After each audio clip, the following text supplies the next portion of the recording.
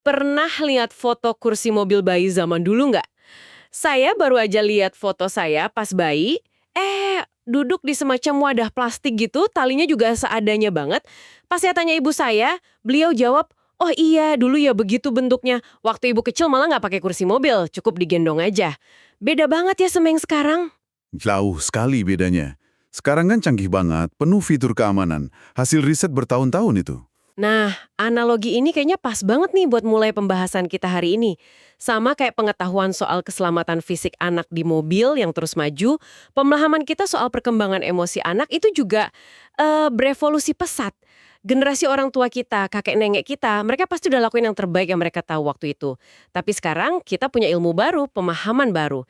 Ini yang mau kita manfaatkan. Mari kita bedah bareng ya sumber-sumber Anda ini. Kita sebagai orang dewasa di sekitar anak-anak, entah orang tua, pengasuh, guru, om tante, bisa pakai pemahaman terbaik yang ada sekarang ini untuk bantu mereka menghadapi dunia emosi yang, ya, kompleks ini. Peran kita itu ternyata besar banget, mungkin lebih besar dari yang kita kira. Oke, jadi misi kita kali ini, kita mau gali lebih dalam bab 2 dari buku Tiny Humans, Big Emotions. Fokusnya jelas, peran Anda dalam emosi anak Anda. Kita bakal lihat gimana sih pengalaman masa lalu kita, terus tingkat stres kita sehari-hari, sama pemahaman kita soal kelekatan atau attachment, itu semua ngebentuk cara kita interaksi sama si kecil. Dan ujung-ujungnya, ya, sangat mempengaruhi perkembangan emosional mereka. Bener banget, itu semua saling terkait.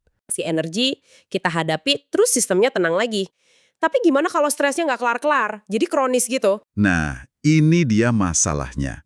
Stres yang terus-menerus atau kronis, itu bisa ganggu banget jalur komunikasi antara bagian otak yang buat bertahan hidup, survival brain, sama bagian otak yang buat mikir rasional, rational thinking brain.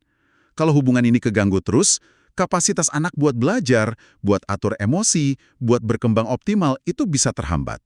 Respon stres yang harusnya sementara malah jadi kayak settingan defaultnya gitu. Ini nyambung ke studi penting nih, namanya Adverse Childhood Experiences atau ACEs. Dimulainya tahun 1994.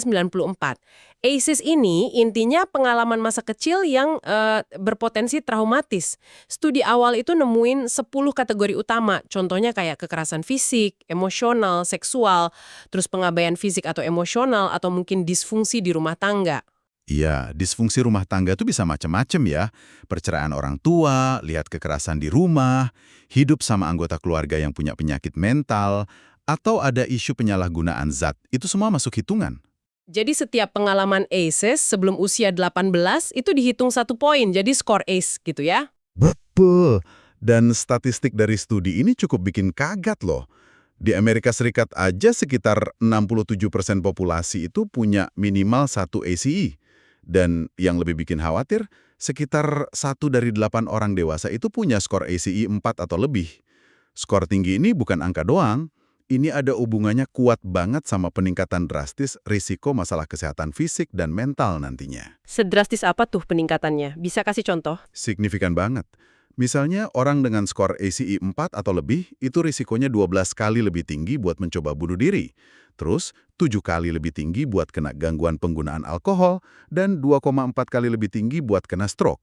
Ini kalau dibandingin sama yang nggak punya ACE sama sekali. Wow, dalam banget ya dampaknya. Iya, ini nunjukin betapa pengalaman masa kecil itu ngebentuk kesehatan jangka panjang kita. Penting juga nih, kayak yang disebut di sumber Anda, buat bedain antara stres toksik, yang sistem respon stresnya aktif terus dan merusak, sama stres yang bisa ditoleransi. Stres yang bisa ditoleransi itu kalau ada dukungan orang dewasa yang suportif, jadi anak bisa belajar ngatasin kesulitan, ya kan? Bener.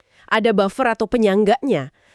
Yang juga menarik sekaligus agak bikin ngeri dari temuan ACEs ini kan sifatnya yang seringkali antar generasi. Pola-pola ini bisa lanjut terus. Iya, itu betul. Tapi, di tengah data yang mungkin kedengeran suram ini, ada harapan yang kuat banget.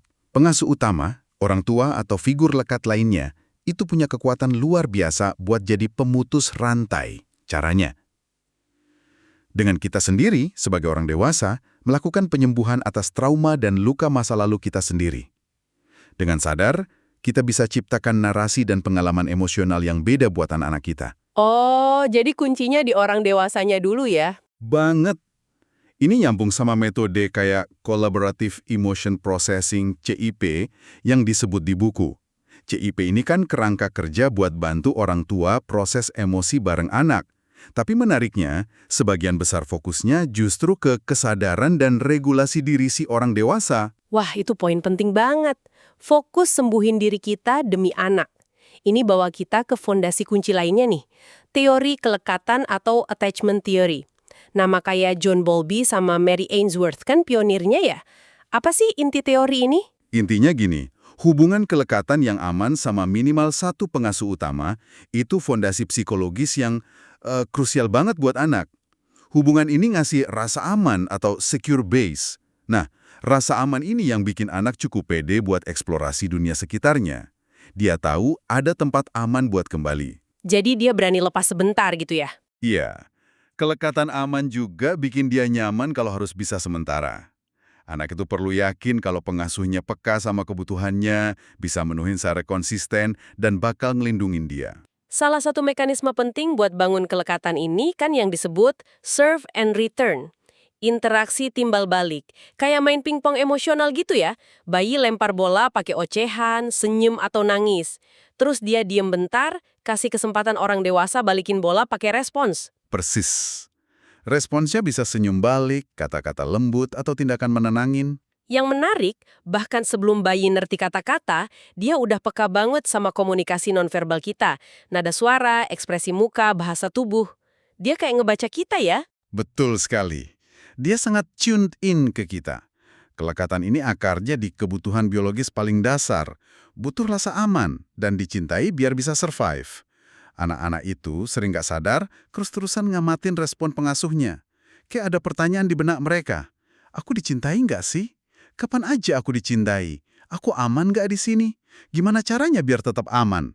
Nah, pola respon kita ke kebutuhan dan emosi mereka inilah yang ngebentuk cetak biru hubungan mereka di masa depan. Dari pola interaksi yang berulang ini, akhirnya para peneliti nemuin 4 gaya kelekatan utama. Kita coba urai satu-satu yuk. Pertama, secure, aman. Anak dengan gaya ini tuh yakin pengasuhnya ada buat dia secara emosional, responsif, dan bahkan nenangin kalau dia lagi stres. Dia ngerasa dilihat, didengar, dilindungi. Hubungannya nggak harus sempurna tanpa konflik, tapi ada pola rapture and repair. Apa tuh rapture and repair? Jadi, kalau koneksi putus karena salah paham atau respons kita kurang pas, ada usaha perbaikan dari orang dewasa. Orang dewasanya ambil tanggung jawab buat regulasi dirinya sendiri. Oke. Jadi ada proses perbaikan ya. Ini jadi fondasi resiliensi emosional anak. Dia belajar hubungan bisa diperbaiki dan dia bisa percaya sama orang lain. Betul. Kedua, anxious, cemas, atau ambivalen. Nah, kalau ini, anak mungkin dapat respons yang nggak konsisten. Kadang direspons, kadang nggak. Akibatnya dia jadi nggak yakin kebutuhannya bakal dipenuhin atau nggak. Dia bisa jadi lengket banget atau cemas banget pas pisah, terus susah ditenangin pas pengasuhnya balik. Dia belajar kalau dia mungkin perlu berjuang atau nempel biar dapat perhatian ya. Iya, dan dia juga belajar kalau orang dewasa mungkin nggak nyaman sama emosi besarnya. Jadi dia ngerasa perlu jaga emosi orang dewasa biar dirinya aman. Ini bisa jadi cikal bakal kecemasan hubungan atau kodependensi nanti. Anak jadi kayak ngerasa tanggung jawab atas emosi pengasuhnya. Berat ya. Iya, ketiga avoidant, menghindar. Di pola ini, anak mungkin ngerasa pengasuhnya kurang responsif sama kebutuhan emosionalnya, walaupun kebutuhan fisiknya mungkin oke. Pengasuhnya mungkin nggak nyaman sama emosi anak, terutama yang sulit kayak sedih atau marah. Mungkin sering diabaikan atau diremehin, udah jangan nangis, atau nggak apa-apa kok. Akibatnya, anak belajar kalau nunjukin kebutuhan atau emosi itu nggak efektif atau nggak diinginkan. Jadi dia belajar nekan emosinya sendiri. Betul. Dan jadi sangat mandiri terlalu cepat. Seolah-olah nggak butuh siapa-siapa. Belajar kalau kerentanan itu nggak aman. Lebih baik andelin diri sendiri. Walaupun artinya ngorbanin keintiman emosional. Yang keempat, disorganized, tidak teratur.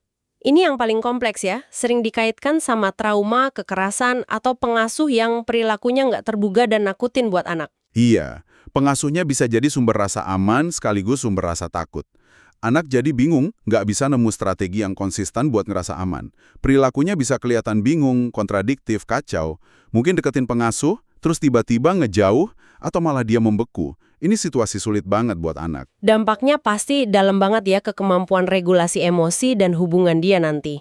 Sangat mendalam. Nah, memahami gaya kelekatan ini jadi makin menarik pas kita lihat gimana gaya kelekatan masa kecil kita sendiri bisa aktif lagi pas kita jadi orang tua.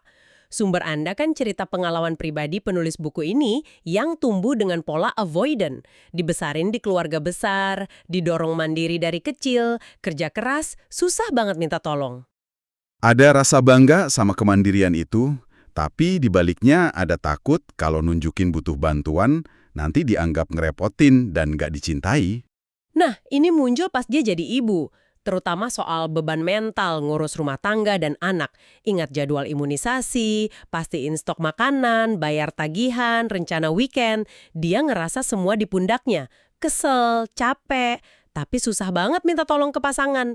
Sampai digambarin tangannya keringetan, jantung deg-degan cuma buat bilang, aku butuh bantuanmu. Itu contoh yang kuat banget ya gimana pola masa lalu muncul lagi. Pola avoidant-nya bikin dia susah ngakuin dan nyuarain kebutuhannya. Yang menarik dari ceritanya kan gimana dia sama pasangannya akhirnya ngatasin itu.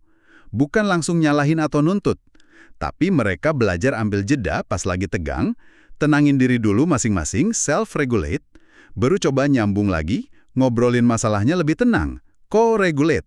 Solusi praktis kayak bikin spreadsheet tugas itu ngebantu. Tapi langkah kuncinya justru ngadepin rasa malu atau takut dibaliknya ya. Tepat. Rasa malu, aku harus bisa semua sendiri, atau kalau aku ngerepotin, aku nggak dicintai.